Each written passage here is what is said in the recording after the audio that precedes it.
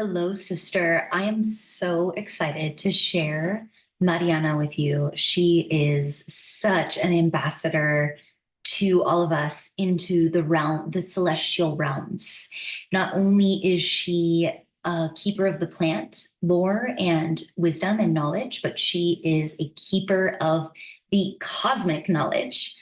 But I did want to make this intro video because um, she just drops right in.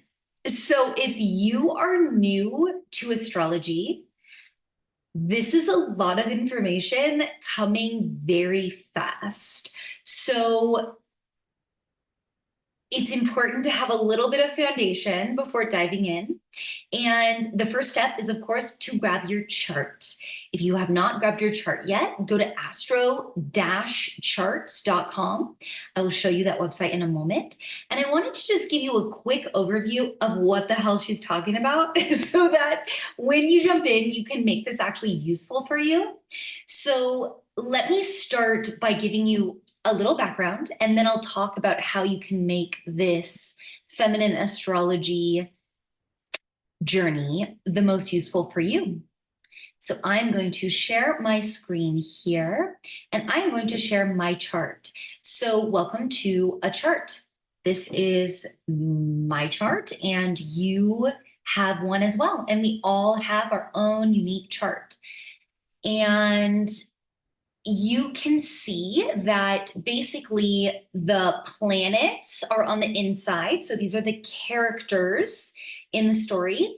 The zodiac signs are around the outside. So you can see them written there: Scorpio, Libra, Virgo, Leo, etc.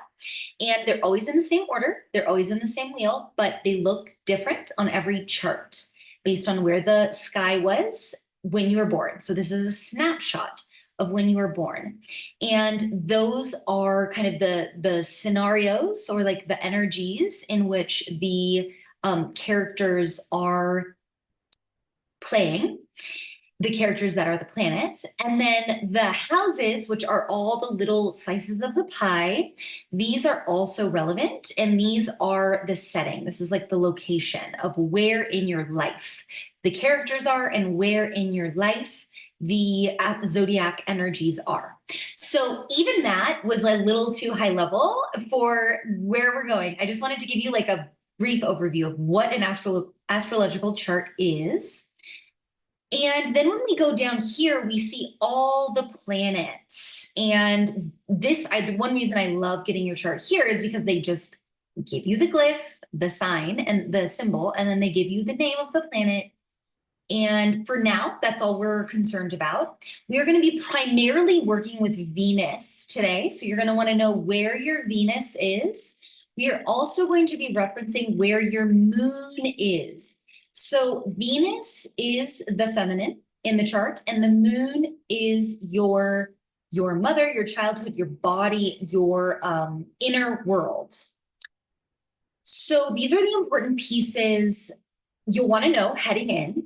When she starts talking about what happens in each house, like what the energies are, what the archetypal energies are of Cancer, of Aries, etc., you're going to want to know one of a couple things. So let me take you off share for a second. So you're going to want to know, you can do this in a few different ways. She's speaking about these archetypes in a really like universal way, in the sense that she's saying Sagittarius is like a leader, healer, that type of thing.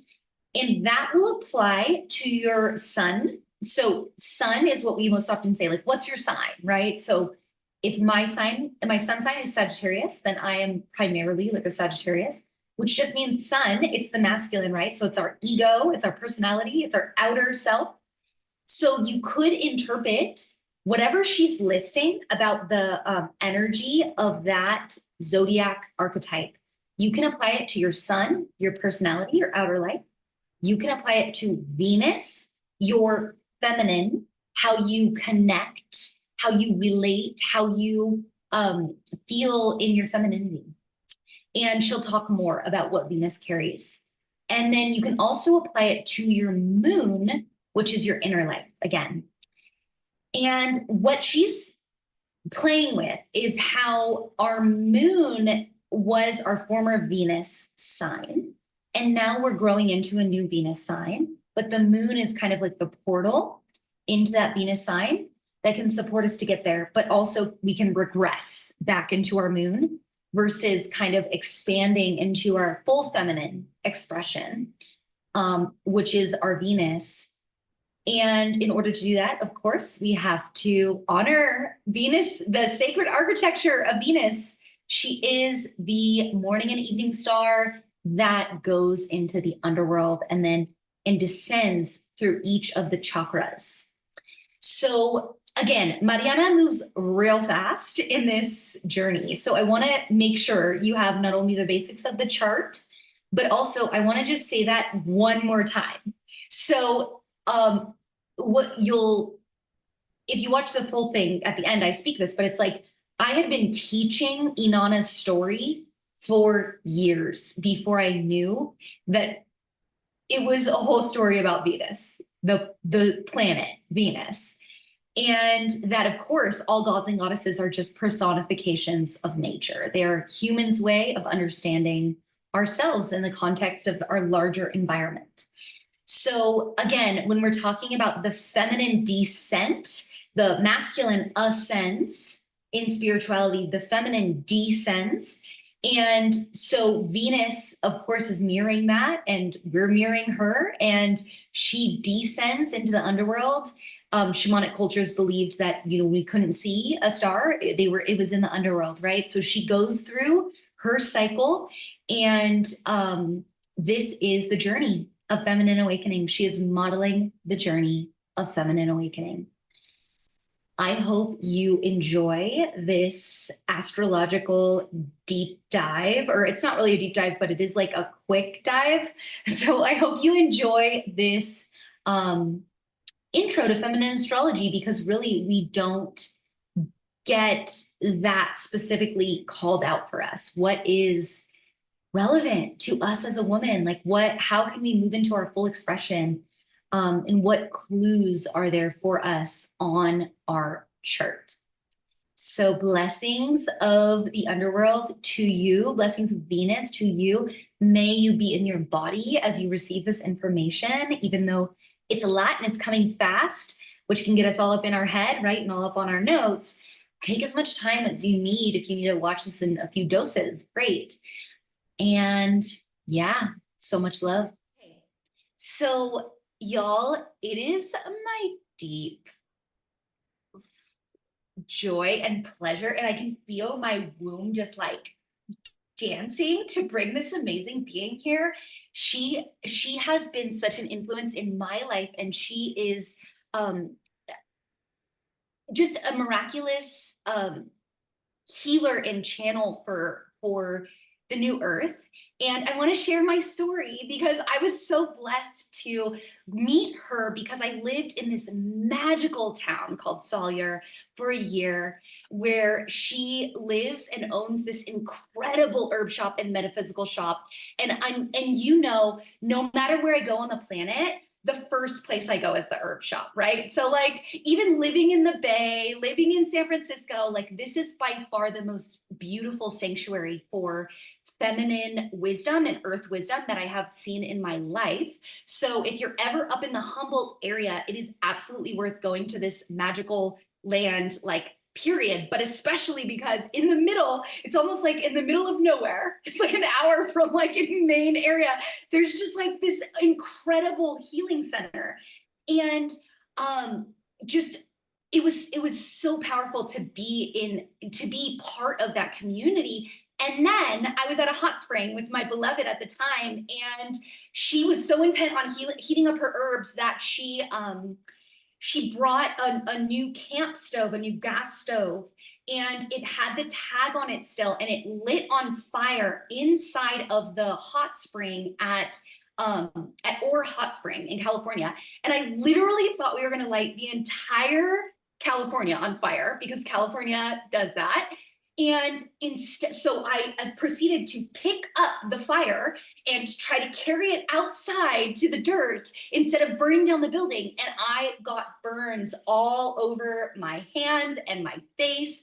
And Mariana was like, I went in and I was just like, what do I do? I got a staph infection. So that was like a whole other thing on top of it.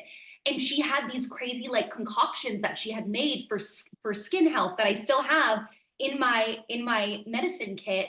And she was just always on call, like, oh, what's going on? We like had something going on. It was like the local herbalist was, we just like would text her, we'd go into the shop, and she's such an amazing being. And not only does she hold the plant medicines as in this extremely profound and deep way, but she's also an astrologer. And she came to astrology through the plants, actually, because she was in communication with like, what are the different energies the plants are carrying and how does that relate to the planets? She is certified in Western herbalism, Ayurveda, Chinese herbalism, plant energy healing, planetary herbology, flower essences, shamanic astrology, aromatherapy. Yes, I am still going. Medical astrology, nutrition, yoga, and other fitness practices. Yeah, that's real. That's real. Thank you so much for that. New Earth Renaissance woman. Welcome. Thank you for taking us on this journey. I'm just going to pass it over to you and let me know at any point if you need anything.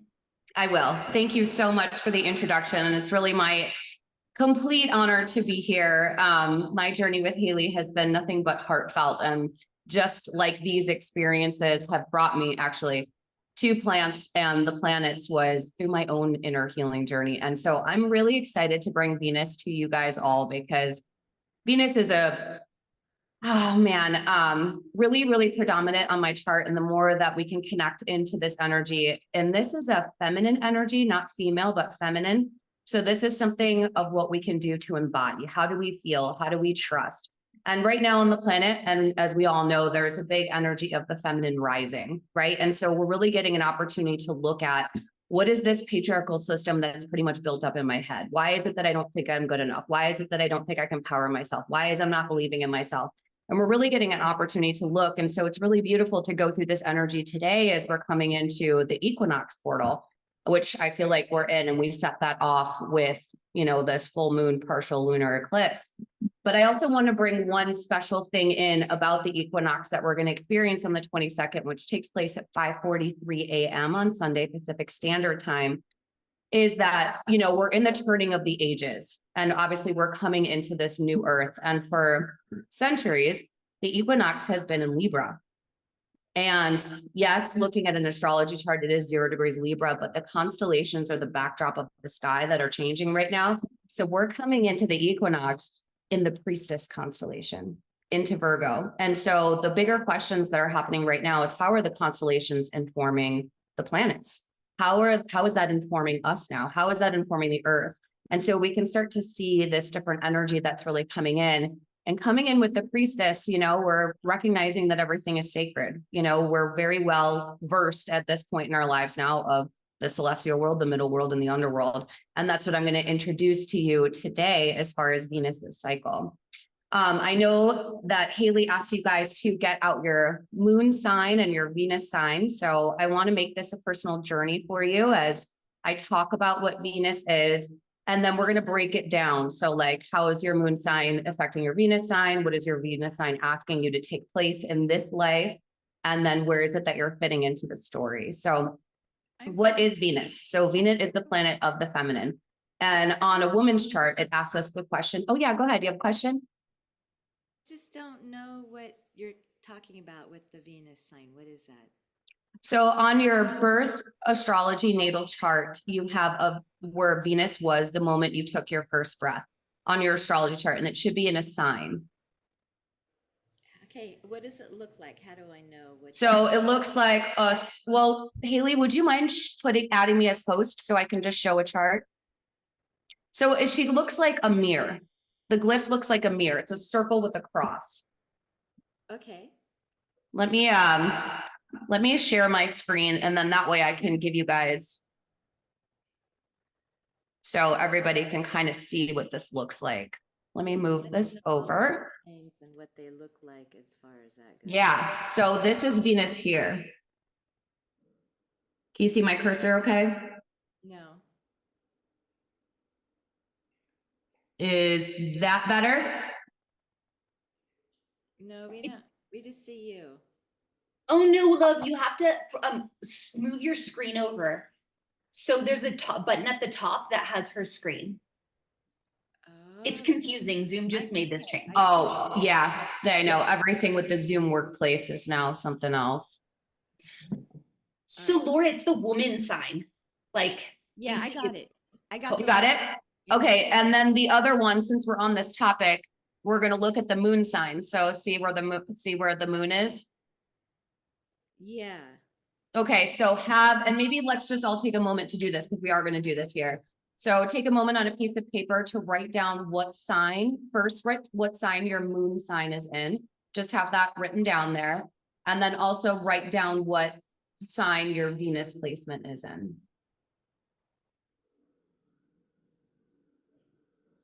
And we'll make this personal, but I at least want to just explain the journey, and then I'll take you guys on a journey. So your moon sign on your natal chart is everything that you come into the life with. Like, we don't come in with a clean slate, right? And we can look at this through children. You know, children have their likes, their dislikes, they're brutally honest. They're in that imaginal realm until we hit the age of 7, when we start comparing ourselves to others and we develop that sense of I.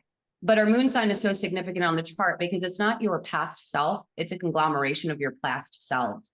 So it's where we chose to evolve from. So this is actually my chart. So Leo is what I come in as. And so everything on the chart is brand new. And so when I say everything on the chart is brand new, there's an initiation that takes place, right? And initiations happen, and, obviously various times in our lives, but also through outer planet strategy, which we won't get into too much, but it explains more of why our journey turns out the way that it is. But the moon sign is so important to know because it's our place of resistance too. So we come in and we need to understand what our shadows are. And a lot of astrological paradigms will say that the moon sign represents your childhood and your family. Well, of course it does, because our family is our soul tribe. We chose where we were born. We chose who we're born with. Nobody triggers us like our family, and it's like, it's like you can think that you've worked on all the things that you've needed to work on and you're in this great place. And then you go hang out with your mom for 2 days and you're like, oh my God, I haven't learned anything, right? So it's bringing up those things within us and that we carry, and we can start to see these patterns. So in other words, when we're talking about Venus, the moon sign represents our old Venus sign. And then the new Venus sign is the archetype that we're taking on in this life. But the moon, we don't just leave. It's our tool. And so how do we really embody it as a tool and not a place of resistance, not a place of attaching? Because like I said, everything else is brand new. And so the moon sign, if we have a lot of trauma responses, we can just hold on to our moon and never, ever move into the rest of our chart. And so it's really important to look at this, because with the Venus sign, it's more or less the question of, what do I want as a woman? That's a huge question. What do I want to feel? What do I want to be recognized as? Who do I want to see in the mirror when I wake up in the morning? How do I want to be proud of myself? But also taking that moon sign stuff with you. And the moon sign is tricky because depending on our upbringing, our moon signs can be really, really a wounding place. And so our journey is to really uncover those shadows and how that is such a major tool to get to the new Venus sign for us. And so a little bit of background on Venus. Venus has a 584-day cycle, and it repeats every 584 days. And the way she creates is a star, a pentagram in the sky every single 8 years. And so that's the vibration it brings to you. So that's another thing I'd love for you guys to write down. Is every single 8 years, you come into a deeper aspect of your Venus archetype. And because it's a 584-day cycle, you're going to look between the ages of 7 and 9. You're going to look between the ages of 15 and 17. You're going to look between the ages of 23 and 25. And, 31 and 33, 39 to 41. And you will see within yourself, without even knowing anything about astrology, you take a bigger leap of personal choice to step into yourself more. And we all are born along in this story. So Venus has many placements. So how she works in the sky, she starts in the morning sky, literally in the morning. We'll see Venus in the morning. And once a month, she rides in the boat of the moon. So literally like this, and she descends through each of the chakra gates. So the morning star phase, she makes the choice to descend. And this is a sacred sacrifice cycle. And so, and we'll go into what phase you're born into. But what I mean by sacred sacrifice is to really stare at our inner judges. How do I remove these things that I have congested my life with, I have limited myself with? How have I done that, and really take upon this journey? And so we start at the crown chakra, and we go to the third eye, we go to the throat, we go to the heart, and so on. And then Venus has this magical point in time where she goes into the underworld, meaning that Venus goes behind the sun. And the ancients believed anytime a planet was behind the sun, they were in the underworld. It was a complete surrender off the world stage. We can't see Venus, right? And so that fire, she's in that all chemical fire of her being. And then she comes out at night, and we literally see Venus at night. And again, she hits the boat of the moon again, and we go up the chakras. So we start at the root chakra and so on, and we ascend. And evening star goddess, what that represents, it's a reclamation of oneself.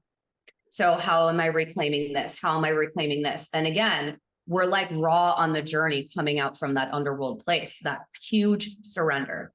And so this story is a really beautiful story because, when we choose to descend, when we choose to actually embody this story, we start to miraculously see how these stories are playing out in our lives. We start to see it on the planet. We start to see it in our conversations. We start to see it in our psyche. And then we can actually have some resonance to ourselves of like, why am I feeling so crazy right now? It's like, what is this bigger story? What is this bigger journey? And how can I see it as a place of empowerment?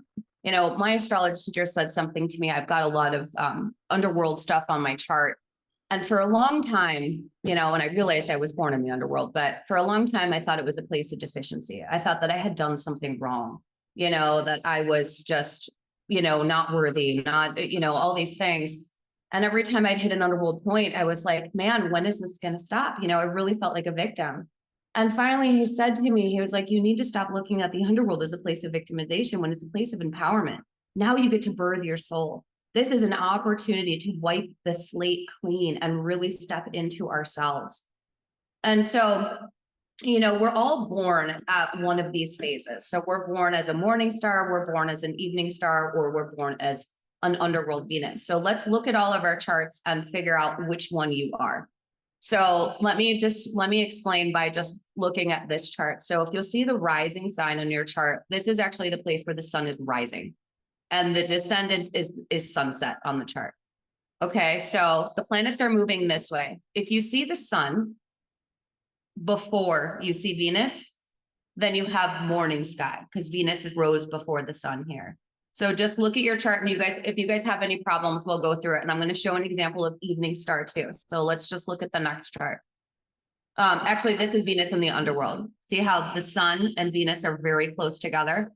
So you may be underworld Venus. And then here's evening star. So the sun is again going this way. So you can see the sun rose before Venus.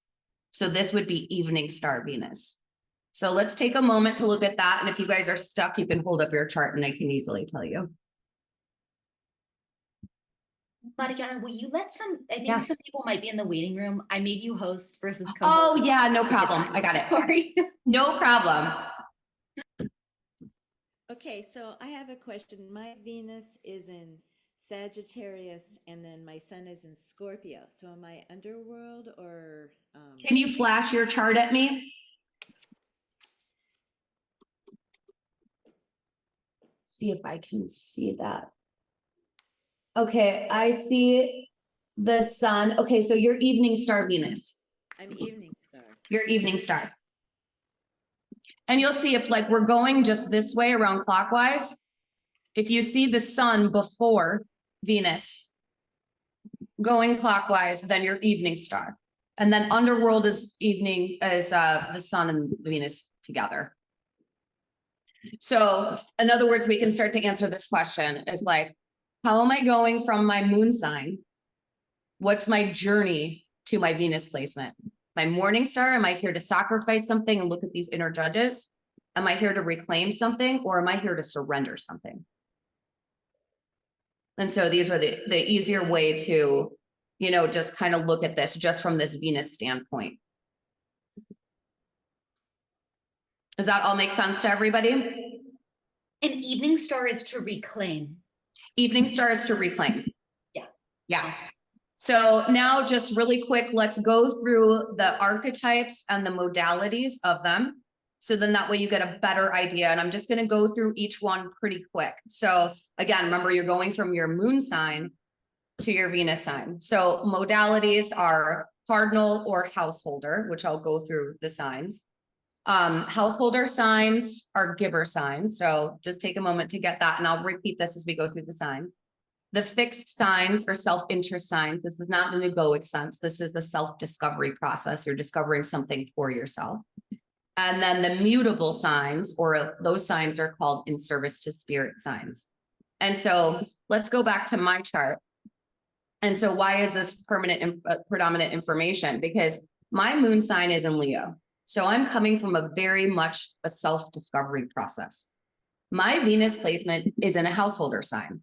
Now I'm becoming a giver in my Venus placement. So it's like, you know, this is a very like intricate thing for me to embody, right? Because I've been in a self-discovery process, how am I truly going to show up as the giver without any shadow aspects to it, right? Like, am I giving so I can feel worthy from Leo, right? You can start to see how this works out in the shadow and the light. Or if I can truly show up as I am and know who I am, then I can give from a very different place. And so you can start to see that a little bit.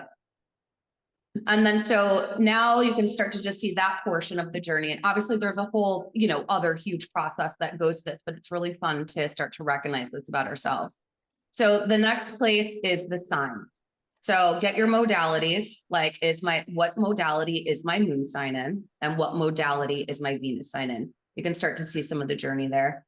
And then, so for Aries, and we'll just go through the glyphs up here so nobody gets lost. So this is the Aries symbol here.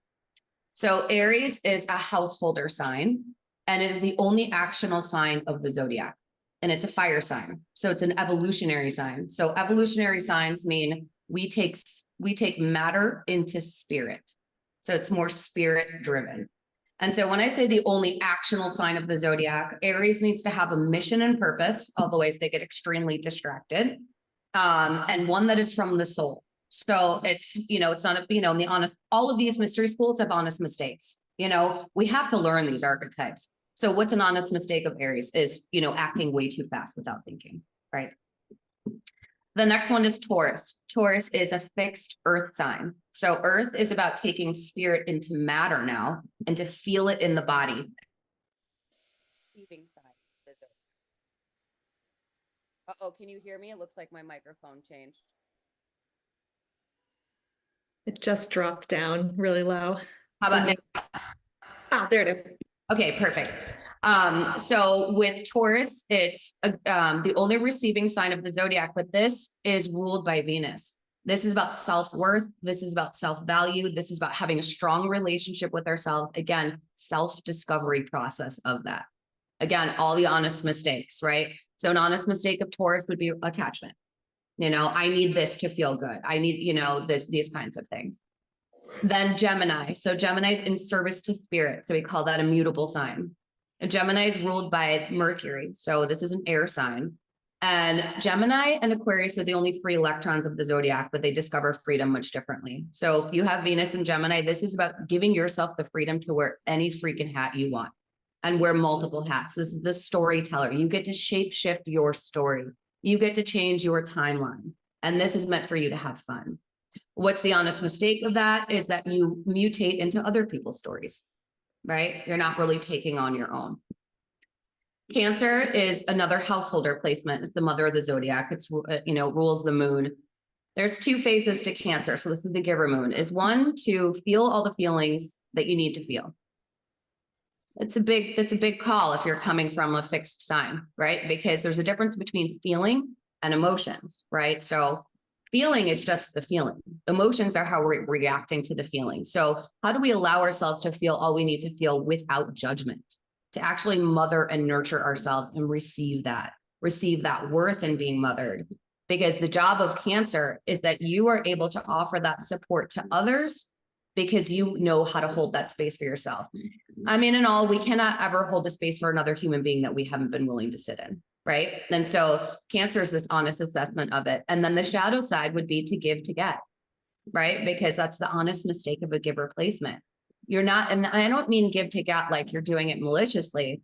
This is like, it's a very common thing for women. I do it in my Capricorn. You know, I'll be at the grocery store and I'm getting a ton of groceries and somebody says, oh, hey, can I help you out with your groceries? I'm like, no, I got it.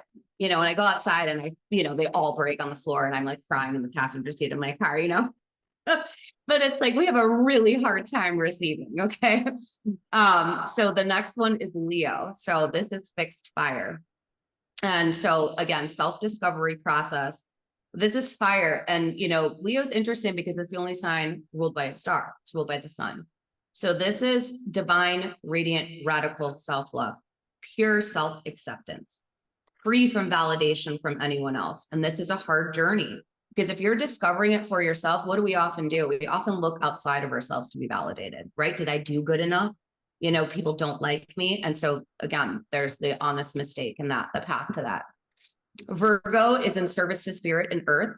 So this is really about, really honoring all three worlds and honoring that they're all sacred.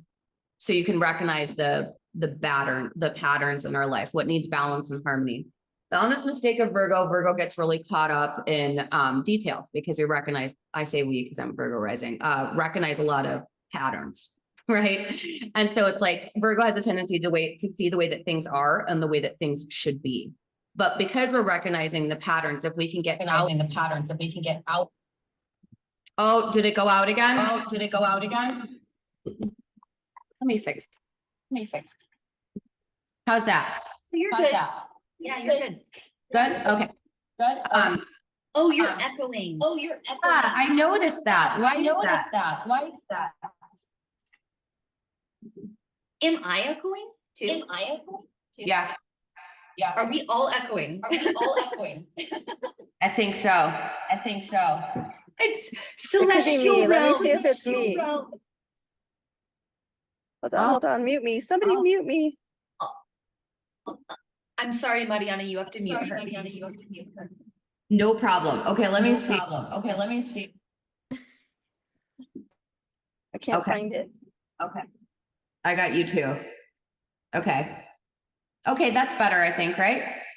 Okay, perfect. Okay, so with Virgo going back to seeing the way that things are and the way things should be, it's an honest mistake of it, because if we're here to recognize patterns, we're here to recognize a bigger pattern, right? Is the larger framework. Or if we're here to continue a story, which I feel like Virgo really is, with the honoring all three worlds, you got to start to learn all three worlds. You have to understand the underworld, you have to understand the middle world, and you have to understand the celestial world. So there's a lot of initiatory processes that happen there. And then Libra, again, another householder sign. Libra is also ruled by Venus. This is about the relationships that we have with other people. I love the glyph of Libra. If you look at it, it's the sunset, it's the horizon line and the sun going down. And it is the sign of equal balance, but it's about non-hierarchical relationships. But there's, an honest mistake to this too, because if we're learning about ourselves through others, we can become very codependent. We can start to lose who we are, so the journey and this path is about really honoring and valuing who we are so that we can do that for another and not going along with things just to keep the quote unquote peace, because then we end up losing the peace within our own selves. And then Scorpio's fixed water. Scorpio is a really fun one to talk about because, self-discovery process of water. Well, water by nature isn't fixed, right? It runs, it flows, it moves. And so this is really about like a still lake, the base of a waterfall or a dirty fish tank. And so Scorpio, because this is the depth of water, draws the truth forward. Or we call it the shadow magnet. It's not that you're drawing forth people's bad energy. It's that you draw forth the truth, because if the water is murky, you want to know why. It's just the innate nature of Scorpio. And so here, Scorpio's path is to learn what it means to have our own personal desires. What does it truly mean for us to feel alive and be in bliss with ecstatic states and feel empowered enough to surrender? And what is surrender? Releasing all attachments. This is the true path to surrendering the I will to divine will. And there's a whole path to that, right? Sagittarius is in service to spirit and fire. Sagittarius, looking at the glyph, it's an arrow. So it points to truth. This is the mission of going on a quest for higher purpose and meaning and truth in life. But this is to never stop. Otherwise, the shadow dynamic would be to become very dogmatic, right? Your belief is the only truth. And Sagittarius loves the truth. My poor friend, Matt, I'll bring him in. He has no idea I bring him in every time I talk about Sagittarius, but he is like the epitome of one, because we'll like go out and, we're like having fun, people are having fun. And he just says like the most irate comments, and I'm like, that's rude, and he's like, well, it was true. I wasn't trying to be rude. And I'm like, people don't like that. But anyway, so this is really an attribute of Sagittarius. It's just who he is. And he says things like all calm, like you almost have to take a double take to him. You're like, did you really just say that? So anyway, so that's kind of one of the paths. Again, these are honest mistakes, and then Capricorn is householder earth. And so, when I say householder earth, this is about the original archetype of Capricorn. I feel like Capricorn is the major hijacked one from the patriarchy. But Capricorn is originally a circle of grandmothers and circle of grandfathers. It's like the head of the tribe who would make decisions for the tribe. The patriarchal Capricorn is, I have to work more. I, for one, I have to get all this stuff done. And, it's like people living in these beautiful homes they're never at, with 12 cars, they don't even drive. And, so this is like the patriarchal Capricorn, because Capricorn loves to get things done. So this is the path to learning how to take responsibility for our own domain, learning the way things work. I believe that Capricorn is here now to learn the new ways of the operating manual for New Earth. And this is what Capricorn's here to do, to bring forward. Aquarius is fixed air. So again, a self-discovery process of your own mind. So when I said earlier that Gemini and Aquarius are the only two free electrons of the zodiac, Aquarius finds this freedom only from within, self-discovering. And so Aquarius is here to explore higher states of consciousness, to love their own personal uniqueness, to go against the grain, to think outside the box, to be a revolutionary thinker, because Aquarius truly believes that every human being deserves to live the life that they want. And then last, but definitely not least, is Pisces. So Pisces is in service to spirit, mutable water. And so how is this different than the water signs? So when I say mutable water, there's two steps to all these feeling signs. One is you got to feel all you need to feel for Pisces. Again, tough order. The second one is that you feel everyone's feelings. So Pisces can become boundaryless. So in other words, like my best friend has so much Pisces and I don't. And so we'll go somewhere and she'll be like, I have to get out of here. And I'm like, why? She's like, it just feels weird, and I'm like, I'm great. But, in times like, I always say like Pisces on a really bad day, because it's a giver sign, going to the grocery store and has $100 in their pocket, will stop at every single homeless person and give them $10 and show up to the grocery store and has no money. This is Pisces on a bad day, but Pisces is is the healer path. It's the empath, has amazing capability to just sit down in a room and recognize which person is really off. What person just needs a cup of tea or just a pat on the back without any words. Pisces is the one to get up and do that. But the reason why this is like a really sticky one here without the boundaries is because Pisces gets really caught up in giving or can't recognize what's their feelings or another person's feelings. The job of Pisces is to never exclude ourselves, that we deserve the same amount of giving and unconditional love that anybody else does. And that's a really hard place because we haven't been taught to receive in our culture. This has been taken from the patriarchy. So going back to what I was saying, as far as embodying these archetypes, and if your archetype, if you don't resonate with it, I invite you to try it. Just try it. Just read about it and try it and be like, okay, I'm going to do this today and have some key points as to like, where am I in my moon sign? What's the modality? What's this sign about? And how can it be a tool and not hinder me? And really take time to really discover, what are these shadow dynamics? Where are my resistances coming from? What are the stories behind them? And what's my alchemical process to really step up into that Venus placement with the new modality and what sounds exciting there. And, you know, and this can be as simple as a meditation. This can be as simple as, you know, like a writing prompt, you know, depending on what the sign is, you can start to work with it, or a little ceremony for yourself. You know, and obviously there's different aspects here. Like you can see on my chart, you know, I've got Venus with the South Node squaring Saturn and Pluto. So these bring more of a dynamic, you know, your aspects and initiatory processes and how you're going to get there will obviously have a different look on there. And then also too, is we're also born at a chakra gate, or at the top of the gate, or at the underworld. So that's going to add more detail to your chart too. So I would love to tell you a little bit what's going on in the sky right now, and then take you on a little bit of a journey, but I want to just pause here and see if anybody has any questions. I have a question. Go ahead, Marianna. Yeah. You go ahead, love. Okay. Not my chart, but my partner's chart actually has Venus and Venus and the moon sign in the same sign. Mm-hmm. Would love to hear a little more about what could be helpful for them. So, okay. So when you have Venus and the moon in the same sign, it means that you really got to use the house placement. How he's going to get to the new Venus is really honoring that his moon sign needs to step up and act like that house. And also there's an attachment to the moon. So he has a really hard time with getting out of the old moon into the new Venus because it's the same sign. So he's here to embody the archetype much differently. Looking at a man's chart, looking at the Venus placement, that's his personal divine feminine. So that's his sacred marriage process. That's his path to becoming whole. And our Mars placement as women is our path to becoming whole. It's our sacred marriage process with the divine masculine, which is really interesting to honor because, you know, growing up in this world, we have no idea what the heck the divine masculine looks like. I mean, I know I have a chirping patriarchal masculine in my head. You know, I'm not good enough. And, you know, we're here to create, and this is our Venus placement. So our Mars placement really needs to honor our Venus, what it is we're feeling, what our hunches are, what is our intuition, and not think that we're being over dramatic and stupid and stuff like that. That's what we learned from the patriarchy, but to really allow ourselves to create with our own divine masculine. So we're not in search of the outer world for this validation. And so that's a piece I would add, but thank you for bringing that up, because if somebody does have Venus and moon in the same house, there's going to be attachment to the moon. And you look at how can I get to the new version of this sign through the house placement. Yeah. Anybody else?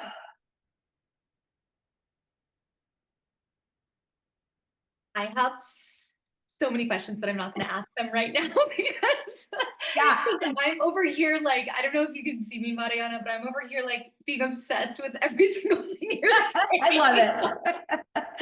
Like, I'm going to watch this like 10 times. And I realized like not, you know, like I have like a little more maybe background in astrology than some here. So I realize not everyone, some people are gonna be like, wow, that's a lot of information, but I have lots of questions. I'm not going to ask them right now. The one thing I just want to clarify is that the way that you expressed these, would we make that same application like to our moon and Venus? It kind of sounded like you were like not only, I mean, I wonder if you were being more general in terms of like, these are the shadows, these are the gifts. It's like, this applies to your sun, this applies to your moon, this applies to your Venus. Yeah, it applies to all of them. Yeah. Cool. Yeah. Great. You know, and they're gonna show up differently for all of us depending on, I want to say our aspects, you know, and where the outer planets are placed. The outer planets offer us initiation, you know, and so when I say that the chart is intent, like your Venus placement is an intent. You don't have to do it. We have free will, you know, but this, you can start to understand your soul callings. You can start to really see your resistances. You can start to see what you're really being asked to do.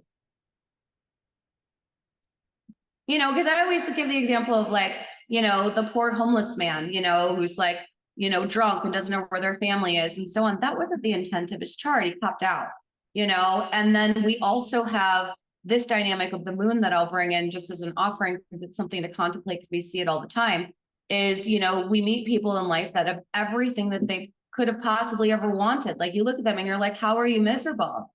You know, it's because they never moved out of their moon sign. So they're only getting rewarded in things they know how to do.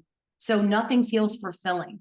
So you know, you've got this whole chart to discover and something traumatic happens and we run back to our moon sign. Well, of course we do. That's all we know. It's how we're supposed to nourish ourselves. But if we never step back out, there's this thing that happens where the moon hijacks the rest of the chart, and then the rest of the chart is working for the moon, and you're never really discovering these other archetypes. So that's that invitation. Just if something doesn't resonate, try it. See what happens. Yeah. Did that answer the question, Haley? Yes. Okay. So powerful. So powerful. And I really appreciate how you, how our Mars sign as women is our divine masculine. And that's what we're here to, like, that's how we're here to resource ourselves and to like self-source in that way. That's such a theme of what we're talking about right now in the journey. So. Yeah.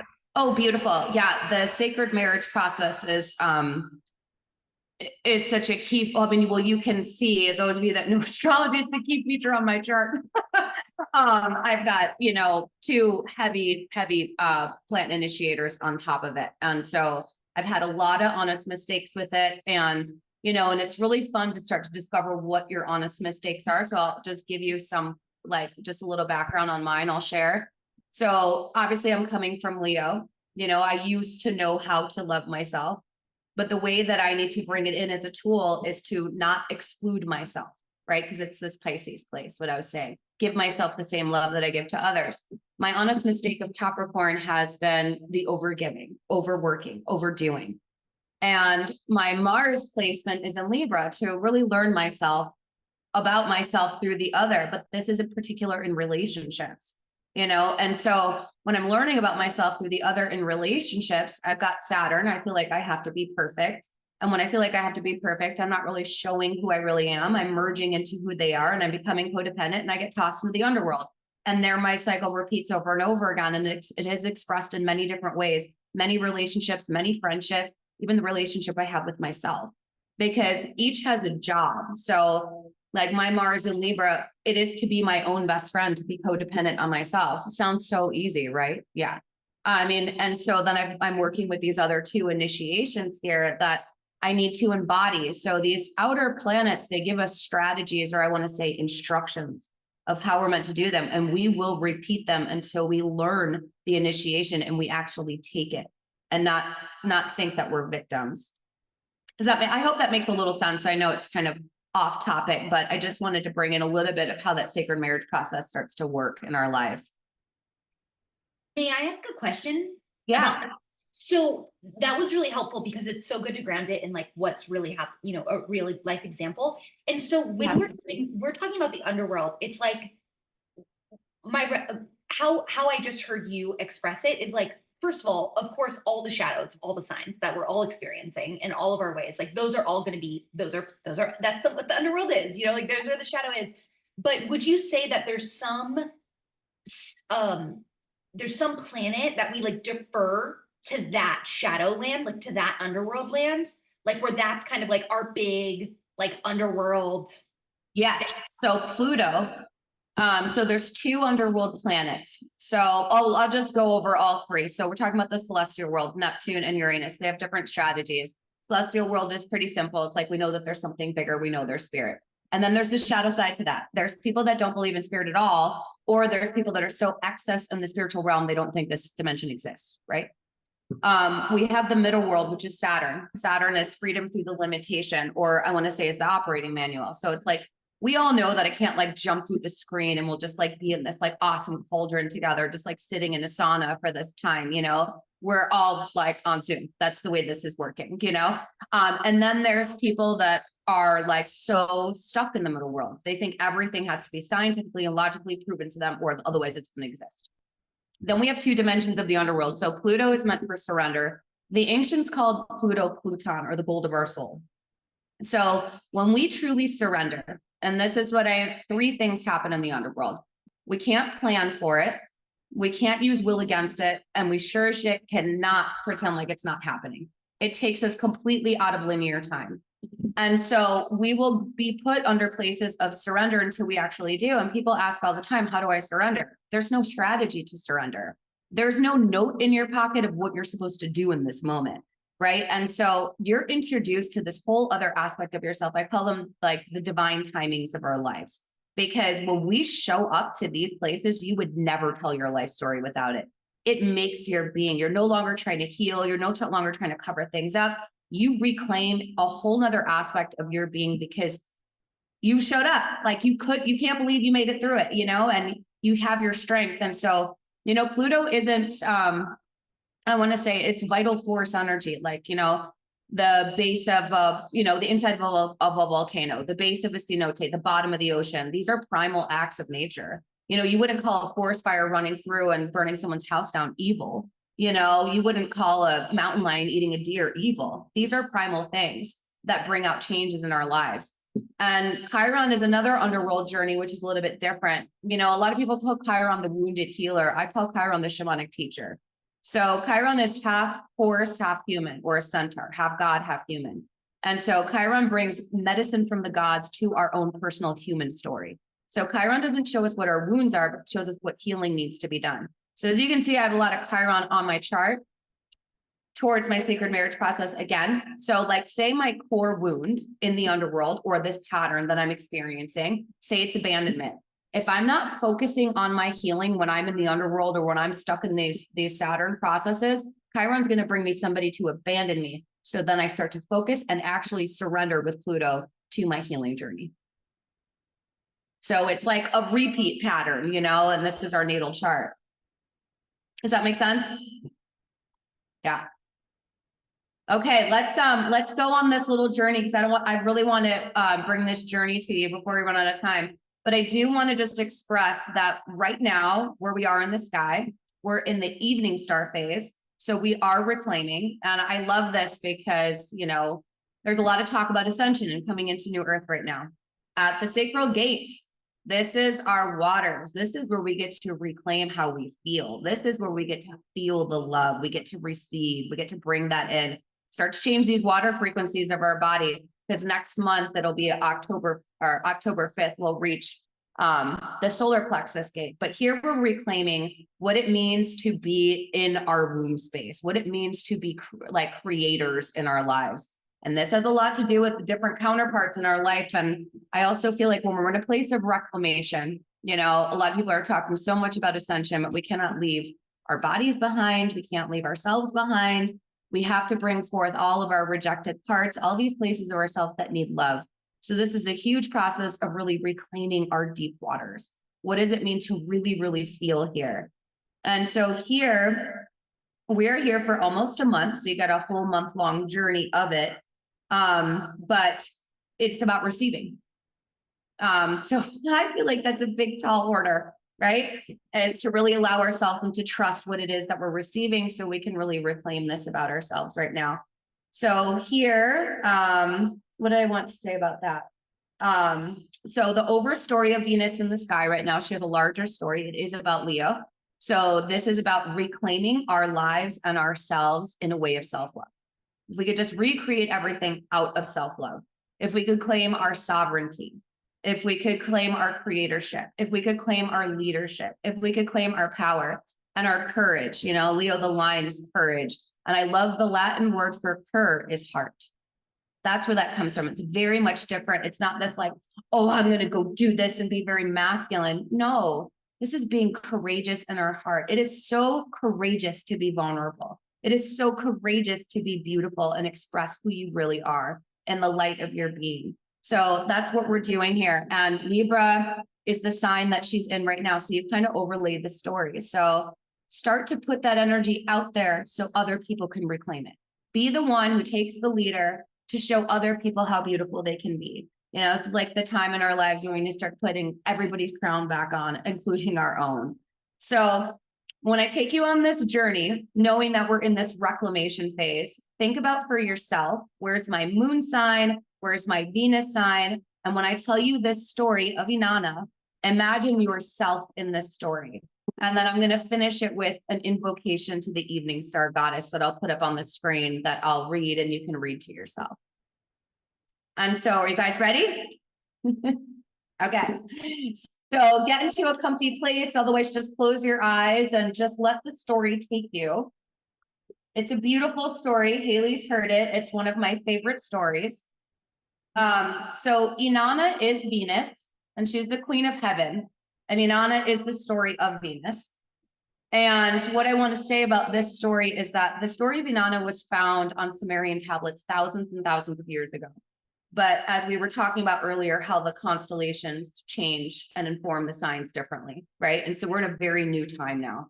And so this woman, her name is Jennifer Pessoa, she rewrote this story in a way that we can understand it and where we're at now. And so when I talk about this story, just imagine yourself in this story, embodying how you're fitting into it, what you're feeling, and trusting what's coming in for yourself. So just take a moment to close your eyes, really relax your belly, and just allow yourself to descend completely into your body. Taking in a breath, opening up that heart space, where we bridge our soul to our spirit and our spirit to our soul. And I'm going to read you a couple quotes that I love. Dancing is not just getting up painlessly like a leaf blown on the wind. Dancing is where you tear your heart out and rise out of your body to hang suspended between the world. The ways of the underworld are perfect. Now, Innana had all that she needed and all that she wished. Innana spoke to flowers in the garden and knew all the stars by heart. Innana held the fabrics of her robes up high as she waded barefoot in the rivers so she loved. As Innana grew in her human life, she became not just queen of heaven, but the queen of earth as well. This would have been enough for most princesses and most goddesses too. Her domain was all that was sunlit and glowing. Her domain was all things resplendent in the great darkness. But there was something more resplendent than all the rest. And Innana heard it calling her in the deepest of nights. She knew she would not be queen of all of her inner realms until she took one more journey. So Innana put on her traveling vest and her jewelry with the most powerful gems. She put on her robes and her crown and left everything she knew behind. She went to the place no one ever goes willingly, to the land of the underworld, the land of shadows and death. She knew the way, deep below the earth and all the light, the sacred way we all know, the way directly into and through our fears, the opposite of the way most go, nearly every day. She surrendered to the undertow and let her fingers slide along the moss and leafy earth's floor one more time as she lowered her body down into a rocky chasm that consumed everything she thought she knew about herself and left her only with the feeling of stone against flesh and her thin but unwavering breath. Sumerian tablets tell us a little bit of her story and what happened next, but they didn't tell us what it meant. And that's why we need oracles, the oracle within, so Innana can tell us herself. Innana bravely stepped to the first door of the underworld, and the guardian told her to remove her necklace before she entered. When she asked why, she was told, the ways of the underworld are perfect. At each of the 7 gates to the underworld, she was asked to remove her jewels, her vest, her robe, and finally her crown. And finally, Innana stepped naked into the underworld. The world others had only entered through death, for Innana had gone there to reclaim all the rest of her wholeness, and she was willing to die to all that she had known to do it. She could not be satisfied with even 1% less than the fullness of her true beauty and power.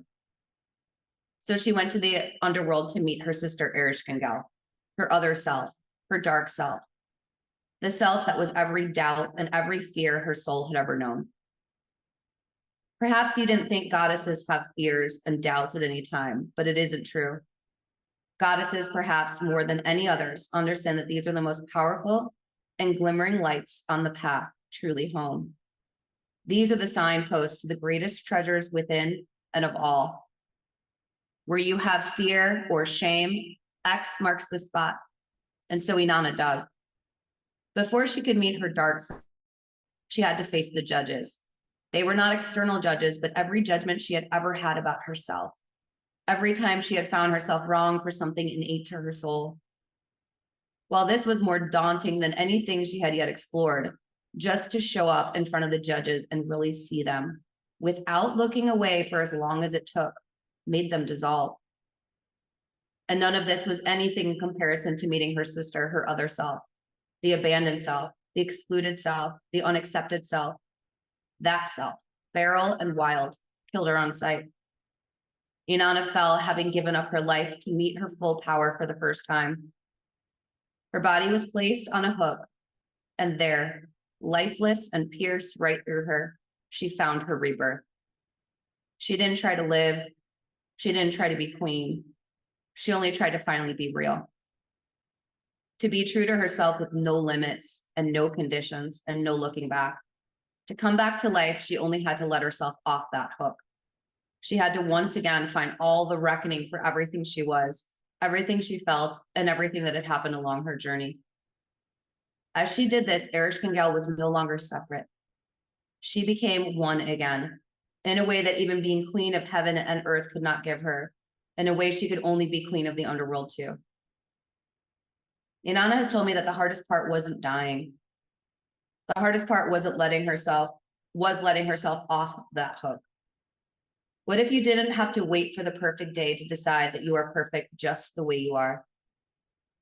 What if you decided you didn't need another 20 years of meditation or repentance and just let yourself off that hook? What if you decided not to be ashamed of your shame? Even as you unravel these shames one by one, embedded as they are into each and every one of us, that we grow up into this world as it is right now. What if there's nothing you need to be punished for and nothing left to run from? What if chaos wasn't a sign that you were doing everything wrong when it comes, but it was a sign that you're on the bravest of bravest paths, and a sign that everything is revealing itself ultimately to be very, very right? We have been robbed of these stories of the goddesses. They have never really been lost. We've only been told that they're more spiritual you are, that the more sincerely you can sit under the Bodhi tree, safe from emotion and desire, evolve beyond suffering. We prioritize equanimity and calm and rising above. But what if those who are willing to descend, what do we find?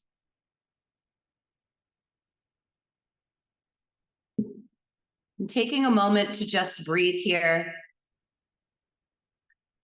And I was talking about Venus. At each of these gates that she goes down, the 7 gates that they speak of, these are the chakra gates. And she has to give something up each time so that she is naked when she gets to the underworld. And these explain a lot of these sacred moments of our lives, experiences that no one forced us to go on. We willingly went, even though they stripped us of everything, including our pride. But we would never tell our story without them. And so I'm going to read this charge of the evening star goddess to you guys. And I will send this to Haley so you have it. You can repeat it in your mind. Otherwise, it's up on the screen if you'd like to look at it as I read it. Charge of the evening star goddess. I who am the beauty of the green earth, the white moon among the stars, and the mysteries of the water. I call upon your soul to arise and come unto me. For I am the soul of nature, giving life to the universe. From me all things proceed, and unto me they must return. Let my worship be in the heart that rejoices, for behold, all acts of love and pleasure are my rituals. Let there be beauty and strength, power and compassion, honor and humility, mirth and reverence within you. And you, who seek to know me, know that you are seeking and yearning will avail you not unless you know the mystery. For if what you seek, you find not only within yourself, you will never find it without. For behold, I have been with you from the beginning, and I am what is attained at the end of desire. And I'll also send these to Haley, but these are some fun questions for Evening Star Phase. What would it take for me to claim and exercise my wisdom so that the initiated evening star goddess can really truly be here within myself? Even if you are a morning star person, so you're going to overlay your story onto this. Like, you know, my journey as a morning star here to really descend and take the initiation for that journey. What am I reclaiming along the way? So how can I more fully express my inner high priestess What would it take for me to experience greater love and compassion for myself and others? What would it take for me to further receive and integrate the gifts of restoration and resurrection?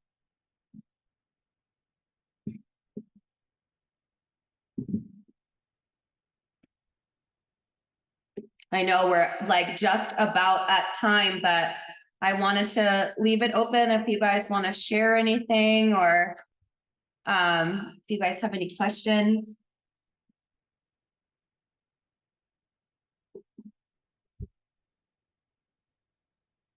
I wanted to start, and we can take, I know you have a noon, Mariana, but I actually don't. She just texted and canceled. Like right now. wow, that's so wild. Yeah, so yeah, as long as you guys are okay with a couple more minutes, I'm happy to stay.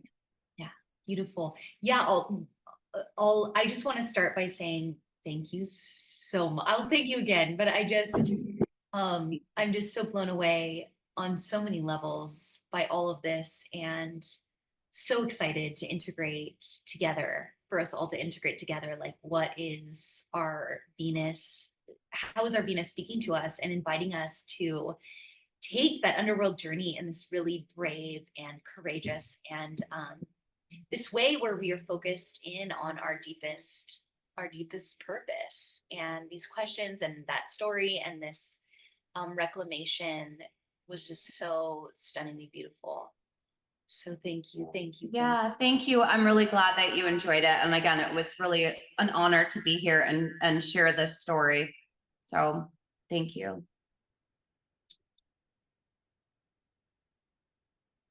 Okay, well, let me know if like questions come up, and I'll send this to Haley as well. But I do have a coupon on my website, which Haley can share. It's thecosmicabode.com. But the coupon magic, you can get 15% off any of my readings for those of you that want to take a deeper dive into anything. I'm happy to do it. And if there's a reading on there that you don't resonate with, I'm more than happy to create one too, and we can use the same coupon.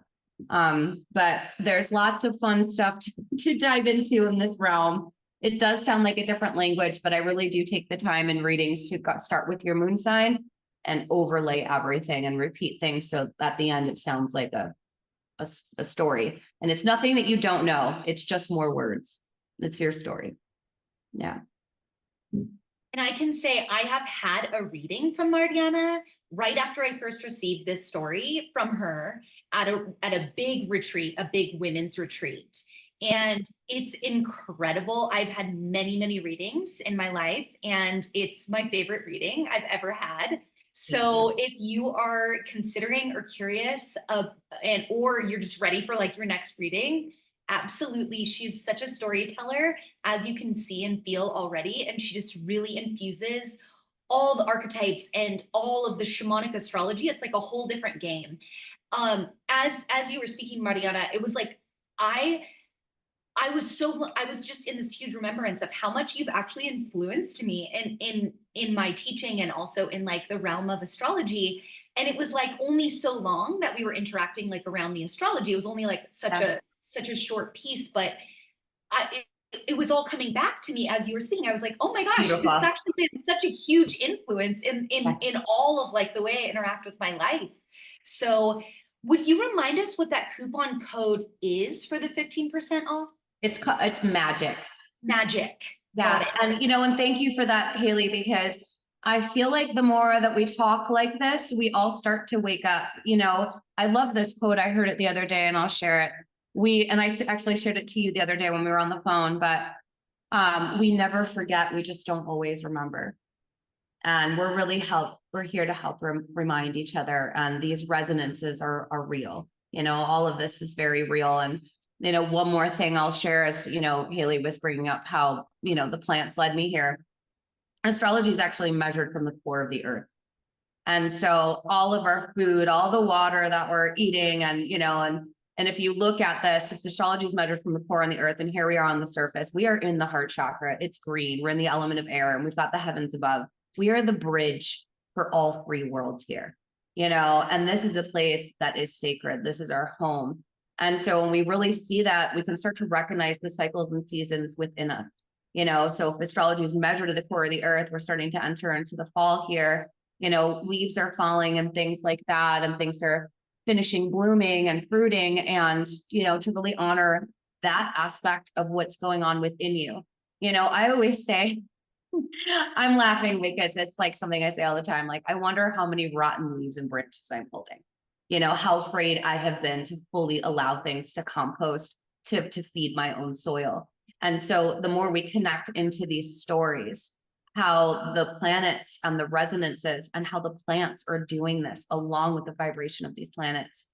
And so whenever you forget, you can go sit with the plant, you can go lie on the earth and honor the resonances that are coming up through the core of the earth, from the heart of the earth into your heart, and coming from the heart of the sky into your heart, and that it is all here for you.